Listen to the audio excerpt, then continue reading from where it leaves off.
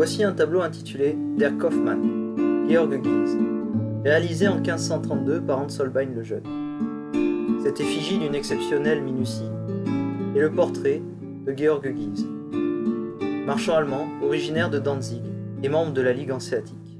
L'homme assis dans son bureau du Steelyard est entouré des accessoires propres à son métier. Les plumes, ainsi que les lettres, les cachets, le dérouleur à fil pour pacter ces dites lettres, les clés pour son entrepôt, les bagues pour afficher son emblème, certainement un livre de comptes, un sceau, ainsi que une balance, et encore les correspondances, preuve de l'importance de ces dernières à l'époque pour tout bon marchand.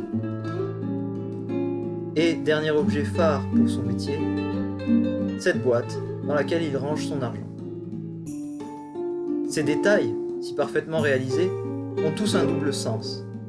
Ce sont autant de petits messages secrets, glissés en douce dans le tableau. Observez notamment ce beau vase vénitien, avec ses œillets roses, si fragiles. Voyez avec quel talent Holbein a peint les reflets changeants sur le verre. Et comme le vase est en équilibre précaire au bord de la table. En poussant un objet au bord de la table, les artistes nous disent tous la même chose. Comme la vie est précaire. Pareil pour la boîte. Le magot que Georg Guise a amassé pourrait basculer et tomber si facilement. La fragilité du vase, Holbein nous rappelle ainsi que la vie est courte. À l'instar du reflet, tout peut disparaître en un rien de temps. Et ceci, cette horloge qui tourne, eh bien elle aussi, elle est dans une position précaire.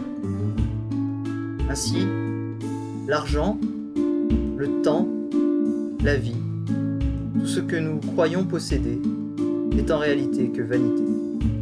Voilà ce qui fait la grandeur de cette œuvre, cet homme si riche qui est dans l'opulence et qui pourtant semble si étriqué dans cette petite boîte du Steelyard londonien. À l'époque d'Henri VIII, une époque particulièrement instable, l'Angleterre est divisée, où les risques de guerre sont permanents.